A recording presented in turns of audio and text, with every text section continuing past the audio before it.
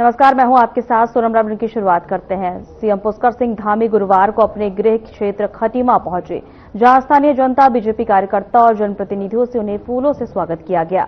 इस अवसर पर उन्होंने नगरपालिका क्षेत्र में 7 करोड़ 15 लाख की लागत से करीब निर्मित भव्य सीएसडी कैंटीन भवन का पूजा अर्चना के साथ लोकार्पण किया और स्थलीय निरीक्षण कर पूर्व सैनिकों को मिलने वाली सुविधाओं का जायजा लिया।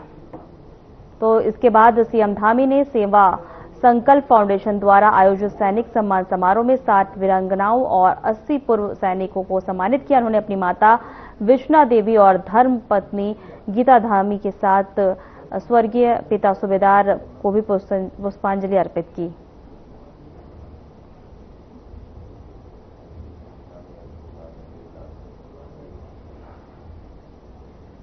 खटीमा में सैनिक जो सीएसडी कैंटीन है, इसकी बहुत लंबे समय से मांग थी और यहाँ की जरूरत थी।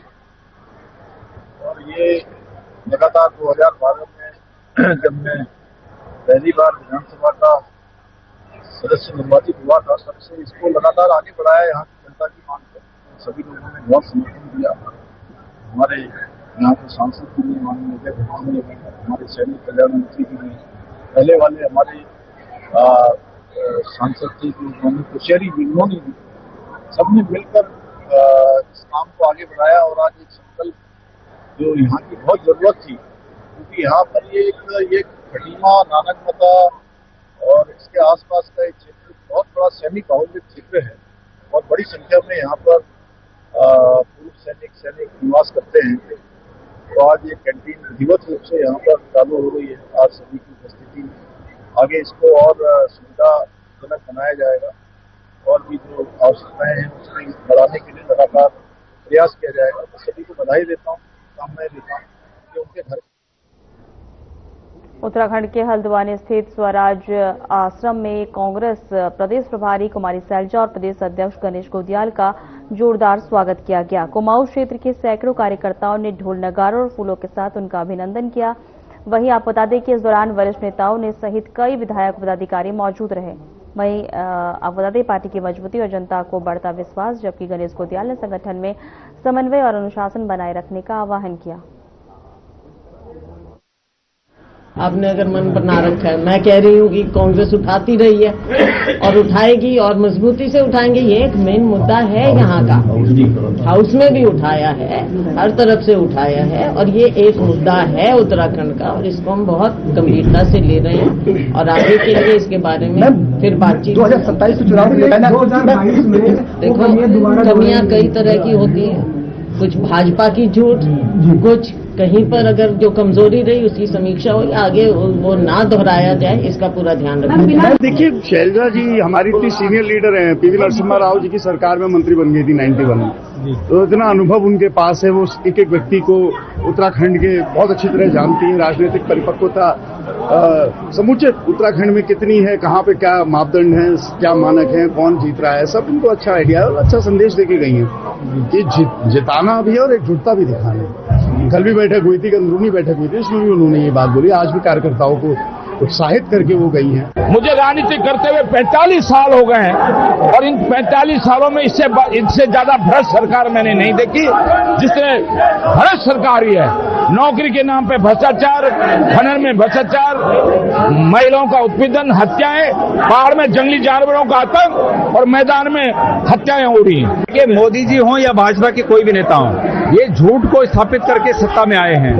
पिछले बार भी 2022 में इन्होंने जीत हासिल नहीं की है, बल्कि सत्ता को झूठ के आधार पर हमसे छीना है। जनता हमें आशीर्वाद देना चाहती थी, लेकिन उन्होंने उस दौरान एक झूठ फैलाया और उसके बाद आपको बड़ा पता है कि बड़े बड़े चैनलों ने उसी झूठ को बार बार दोहराकर लोगों को गुमराह करने का काम। राष्ट्रीय आपदा प्रबंधन प्राधिकरण और उत्तराखंड आपदा प्रबंधन प्राधिकरण ने चारधाम यात्रा को लेकर तैयारियां तेज की है। संभावित आपदाओं से निपटने के लिए टेबल टॉप एक्सरसाइज आयोजित की गई है। बैठक में रणनीति, समन्वय और मॉक ड्रिल की तैयारियों की समीक्षा हुई है। सुरक्षा यात्रियों के लिए संसाधनों का आंकलन और संवेदनशील क्षेत्रों की पहचान पर जोर दिया गया है।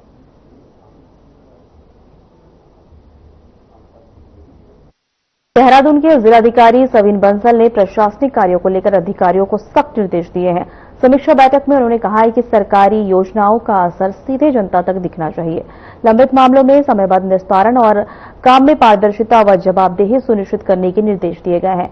डीएम ने स्पष्ट किया है कि किसी भी स्तर पर लापरवाही बर्दाश्त नहीं होगी। निर्माण कार्यों में गुणवत्ता से समझौता करने वालों पर सख्त कार्रवाई की चेतावनी दी गई है। साथ ही अधिकारियों को जनता की समस्याओं के प्रति संवेदनशीलता रहने और उन्हें अनावश्यक दफ्तरों के चक्कर न लगाने के निर्देश दिए गए हैं।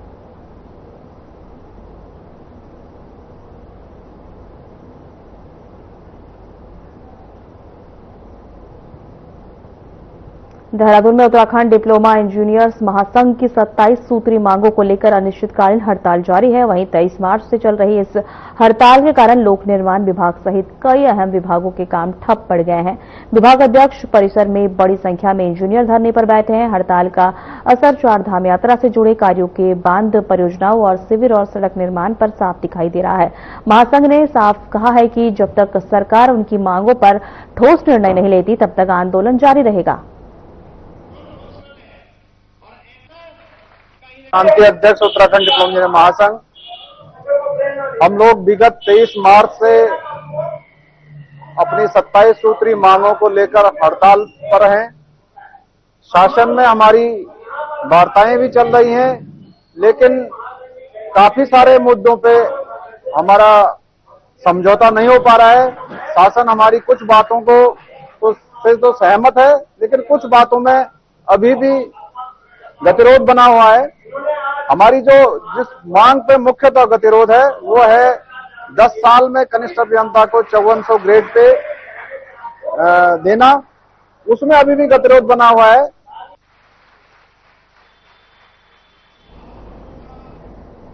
देहरादून में चारधाम यात्रा से पहले बद्रीनाथ मास्टर प्लान को लेकर सियासत तेज हो गई है। बद्रीनाथ से कांग्रेस विधायक लखपत सिंह बुटोला ने सरकार पर आरोप लगाते हुए कहा है कि जमीनी स्तर पर अभी भी 40 से 50% काम अधूरा है।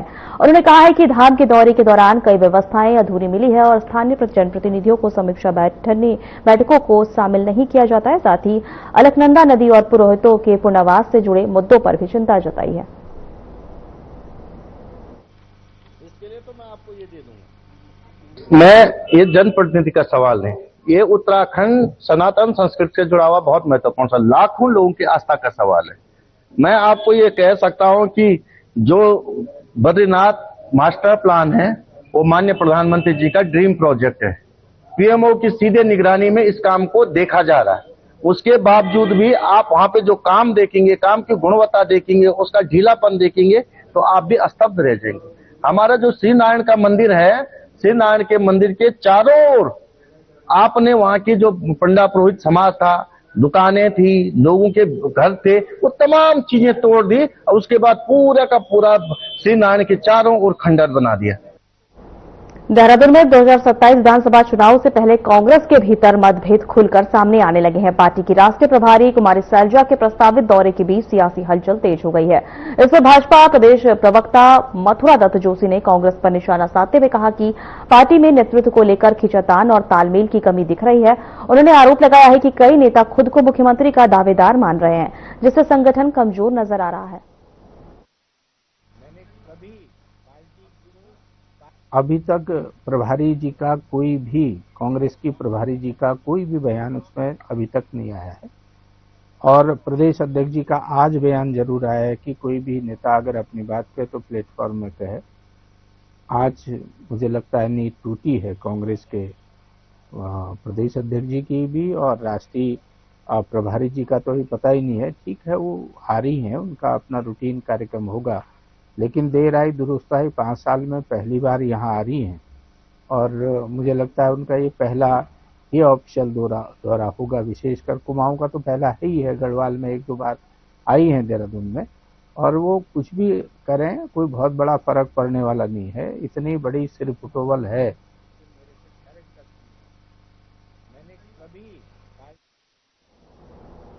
देहरादून में महिला आरक्षण को लेकर सियासत तेज हो गई है। बीजेपी महिला मोर्चा के प्रदेश अध्यक्ष रुचि भट्ट ने केंद्र सरकार के फैसले का स्वागत किया है। उन्होंने कहा है कि भारतीय जनता पार्टी के लिए महिला सम्मान सर्वोपरि है। उन्होंने प्रधानमंत्री नरेंद्र मोदी की सराहना करते हुए कहा कि वे जो कहते हैं उसे पूरा भी करते हैं। रुचि भट्ट ने इसे महिलाओं के लिए ऐतिहासिक फैसला बताते हुए कहा कि यह मातृशक्ति के सम्मान से जुड़ा बड़ा कदम है।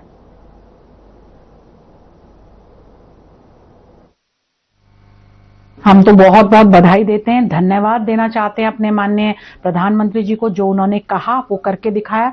अब ये देखिए, महिला सम्मान भारतीय जनता पार्टी के लिए एक विशेष उनका योगदान रहा है और उन्होंने बहनों को, क्योंकि वो कहते हैं हमेशा कि आज मैं प्रधानमंत्री तो अपनी बहनों की वजह से हूं, तो उन्होंने एक स्नेह और एक तोहफे के रूप में सभी बहनों को ये अपना गिफ्ट दिया है। और मैं माननीय प्रधानमंत्री जी का सारी महिलाओं की तरफ से, महिला मोर्चा उत्तराखंड ही नहीं, मुझे लगता है पूरे राष्ट्र की महिलाओं की तरफ से बहुत बहुत नमन और बहुत बहुत धन्यवाद करना चाहती हूं।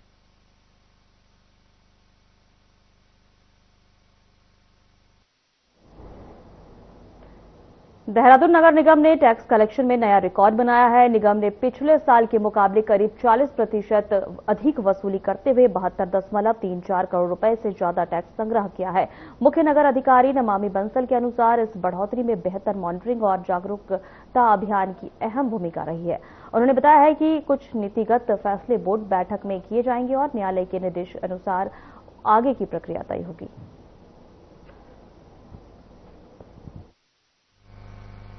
छूट समेत 72.34 करोड़ कलेक्ट किया है और ये अपने आप में अब तक का हाईएस्ट कलेक्शन है। लास्ट ईयर की तुलना में ये 40% का इंक्रीमेंट है।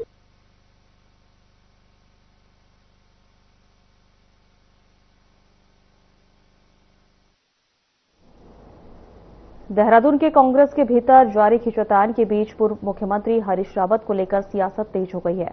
हालिया घटनाक्रम के बीच कांग्रेस प्रदेश प्रवक्ता शिषपाल सिंह बिष्ट ने कहा है कि हरीश रावत पार्टी के वरिष्ठ नेता है और उनका अनुभव पार्टी के लिए बेहद अहम है। उन्होंने कहा कि कांग्रेस एक परिवार है और सोशल मीडिया से कुछ समय में दूरी बनाना गलत नहीं है। साथ ही उनके अनुभव और सुझावों का पार्टी आगे भी उपयोग करती रहेगी।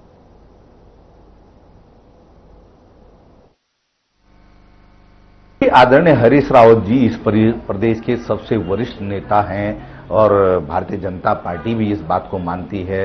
उनसे सलाह लेने के लिए समय समय पर मुख्यमंत्री, शासन के अधिकारी और मंत्री आते रहते हैं और कांग्रेस पार्टी को इस प्रदेश की सत्ता में देखना उनका सपना है। वो बार बार सोशल मीडिया पे, सार्वजनिक मंचों पे भी इस बात को कहते हैं। और कांग्रेस एक परिवार है और परिवार के अंदर आप देखते हैं कि कभी कभी कुछ विषय ऐसे होते हैं जिसमें जरूरी नहीं कि सबकी सहमति हो, लेकिन अपनी जो बात है वो पार्टी में जो है नेता कहते हैं। और हरीश रावत जी ने सोशल मीडिया के माध्यम से सहजता से अपनी बात को रखा है कि 60 वर्षों की उनकी सेवा हो गई है।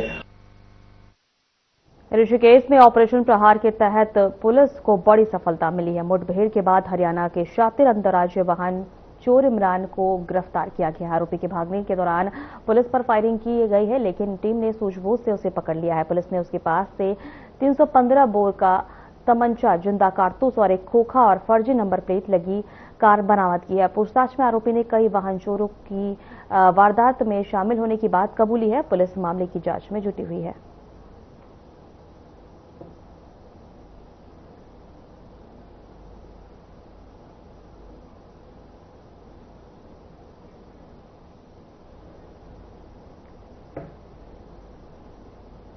उधम सिंह नगर के नशे के खिलाफ चलाए जा रहे अभियान में पुलिस को बड़ी सफलता मिली है। वहीं आपको बता दें कि किरछा क्षेत्र में एंटी नारकोटिक्स टीम और पुलिस की संयुक्त कार्रवाई में एक महिला तस्कर समेत 2 आरोपियों को गिरफ्तार किया गया है। महिला के पास से करीब 133 ग्राम स्मैक बरामद हुई है, जिसकी अंतर्राष्ट्रीय कीमत लगभग 40 लाख रुपए बताई जा रही है। पूछताछ में सामने आया है कि आरोपी लंबे समय से नशा तस्करी में सक्रिय थी और आसपास के क्षेत्र में सप्लाई करती थी। वहीं पुलिस ने दोनों के खिलाफ मुकदमा दर्ज कर आगे की कार्रवाई शुरू कर दी है।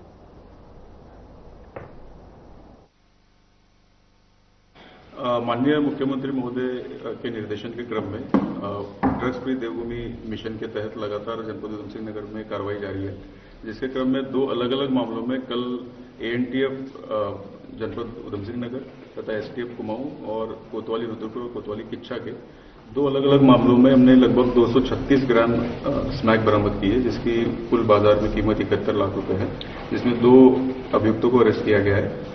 जो पहला मामला है, जो एएनटीएफ और कोतवाली रुद्रपुर का एक ज्वाइंट कार्रवाई चेकिंग के दौरान की गई है, ये रुद्रपुर रामपुर बाईपास के नजदीक एक युवक को पकड़ा गया है जिसका नाम अर्जुन सिंह है। देहरादून में ऑपरेशन प्रहार के तहत एसएसपी प्रवेंद्र डोभाल की सख्ती का असर अब दिखने लगा है। शहर के करीब 50 पब, बार और होटलों ने अपनी सीसीटीवी कैमरे का एक्सेस पुलिस को दे दिया है। इससे पुलिस कंट्रोल रूम से लगातार निगरानी कर रही है। पुलिस का कहना है कि इस पहल से आपराधिक गतिविधियों पर नजर रखना आसान होगा और नियमों का उल्लंघन करने वालों के खिलाफ तुरंत कार्रवाई की जा सकेगी। इस कदम से शहर में सुरक्षा व्यवस्था और अधिक मजबूत होने की उम्मीद जताई जा रही है। के संबंध में एक बृहद मीटिंग मेरे द्वारा यहाँ ली गई थी, जिसमें जो पब, रेस्टोरेंट और जो बड़े जहाँ पर भी अल्कोहल सर्व होता है, ऐसे जो स्थानों को चिन्हित करते हुए हम लोगों ने उनका जो एक्सेस कंट्रोल है सीसीटीवी का, जो उनके फ्रंट डोर पे और उनकी सामने पार्किंग या रोड हेड पे हम लोगों ने उनके 2 एक्सेस लिए हैं, ताकि जो पब और बार की जो क्लोजिंग की जो टाइमिंग है उसको हम लोग मॉनिटर कर सकें। साथ में अगर वहाँ कोई इस तरीके से गतिविधियां या संदिग्ध गतिविधियां नजर आती उस पर भी हम तत्काल कार्रवाई कर सकें। उसके लिए सभी जो थाना प्रभारी हैं उनको भी निर्देशित किया गया है और उसके लिए विशेष रूप से जो हमारी जो एक टीम है जो इस पर भी नजर रखेगी। मुझे उम्मीद है कि इससे निश्चित तौर पर फर्क पड़ेगा।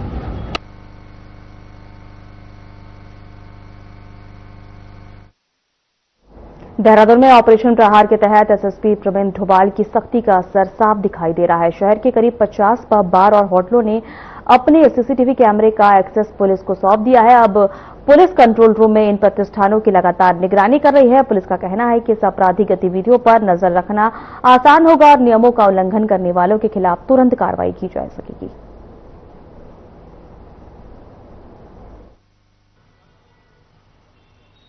के संबंध में एक बृहद मीटिंग मेरे द्वारा यहाँ ली गई थी, जिसमें जो पब, रेस्टोरेंट और जो बड़े जहाँ पर भी अल्कोहल सर्व होता है, ऐसे जो स्थानों को चिन्हित करते हुए हम लोगों ने उनका जो एक्सेस कंट्रोल है सीसीटीवी का, जो उनके फ्रंट डोर पे और उनकी सामने पार्किंग या रोड हेड पे हम लोगों ने उनके 2 एक्सेस लिए हैं, ताकि जो पब और बार की जो क्लोजिंग की जो टाइमिंग है उसको हम लोग मॉनिटर कर सकें। साथ में अगर वहाँ कोई इस तरीके से गतिविधियां या संदिग्ध गतिविधियां नजर आती उस पर भी हम तत्काल कार्रवाई कर सकें। उसके लिए सभी जो थाना प्रभारी हैं उनको भी निर्देशित किया गया है और उसके लिए विशेष रूप से जो हमारी जो एक टीम है जो इस पर भी नजर रखेगी। मुझे उम्मीद है कि इससे निश्चित तौर पर फर्क पड़ेगा।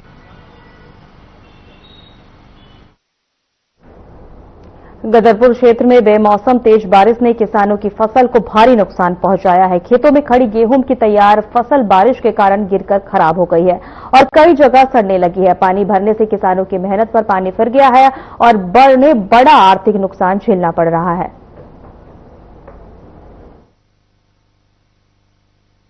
ऐसा है, देखो, बारिश की वजह से जो किसान है, कई 100 एकड़ यहाँ जो जमीनें, जो फसल है वो नष्ट हो चुकी है और बारिश की वजह से पूरी फसल बर्बाद है।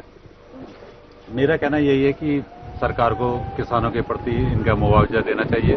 किसान तो नहीं तो पट है, जो जमीन है पूरी खत्म हो चुकी है। यहाँ तक भी कुछ हालात है सही हैं, दिख रहे हैं आपको। आगे चल के देखना, आप पूरी फसल काली पड़ चुकी है बारिश से, पूरा पानी खेतों में पानी भर चुका है।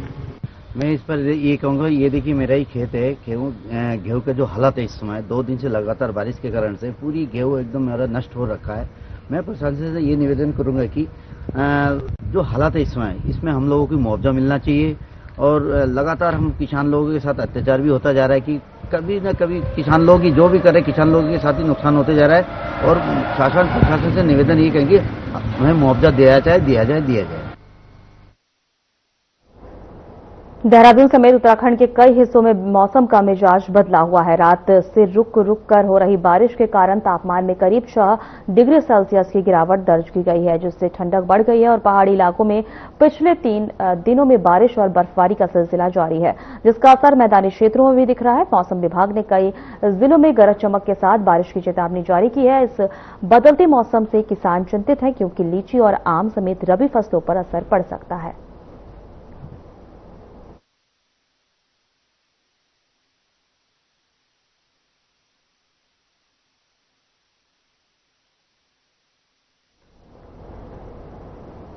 देहरादून में चारधाम यात्रा से पहले हेली टिकट के नाम पर ठगी के बढ़ते मामले को देखते हुए एसटीएफ ने एडवाइजरी जारी की है। वहीं एसएसपी एसटीएफ और अजय सिंह ने बताया है कि ठगी फर्जी वेबसाइट और सोशल मीडिया के जरिए यात्रियों को निशाना बना रहे हैं। अब तक 25 से अधिक फर्जी वेबसाइट और 50 से अधिक मोबाइल फोन ब्लॉक किए जा चुके हैं। उन्होंने स्पष्ट किया है कि हेली सेवा की बुकिंग अभी शुरू नहीं हुई है और अब भी होगी, वही केवल IRCTC की अधिकृत वेबसाइट से ही होगी।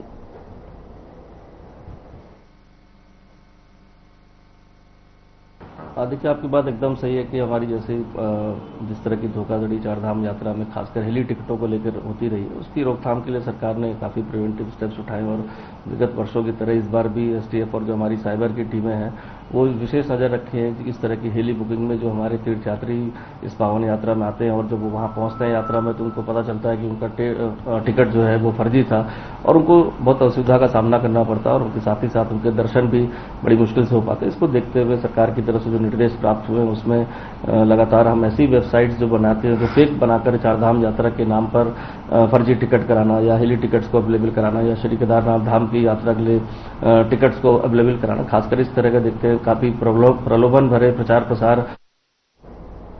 ऋषिकेश में बद्रीनाथ धाम के कपाट खुलने से जुड़ी पावन गाडू घड़ा तेल कलश यात्रा पहुंची, जहां श्रद्धालुओं में भारी उत्साह देखने को मिला।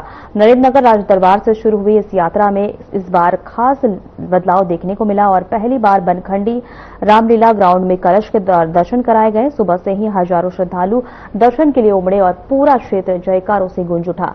अब यह पवित्र कलश मुनिकीर्तों और शत्रुघ्न मंदिर के लिए रवाना होगा, जहां से विभिन्न पांडवों के बाद बद्रीनाथ धाम पहुंचेगा।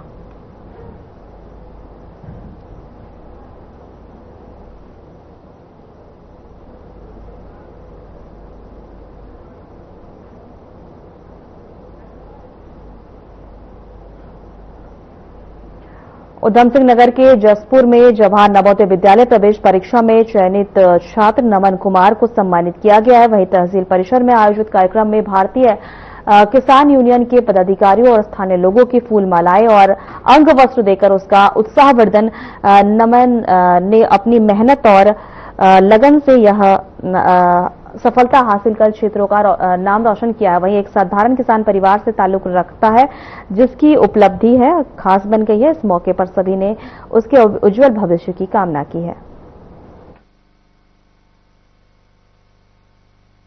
मैं मारिया स्कूल में पढ़ता था और मेरा जवाहर नवोदय विद्यालय में एडमिशन हुआ है और मैं साइंटिस्ट बनना चाहता हूँ। मैं किशनपुर उधम सिंह नगर का रहने वाला हूँ। बहुत बड़ी उपलब्धि हासिल की है और ये किसान परिवार से बच्चा है नमन। ये मारिया स्कूल में 5वीं कक्षा तक पढ़ा है और नवोदय विद्यालय में इनका चयन हुआ है, तो एक खुशी का विषय है, एक हर्ष का विषय है। इसलिए इसे आशीर्वाद आज सभी ने दिया है। भारतीय किसान यूनियन ने, जो समाज सेवी हमारे अभिवक्ता हैं, सभी ने मिलकर और पत्रकार बंधुओं ने मिलकर आज इनके जो परिवार का हौसला अफजाई करी है कि ताकि ये बच्चे का हौसला ना टूटे और आगे ये बच्चा पढ़ लिख कर एक ऑफिसर बने, जो साइंटिस्ट बनने का सपना है बच्चे का।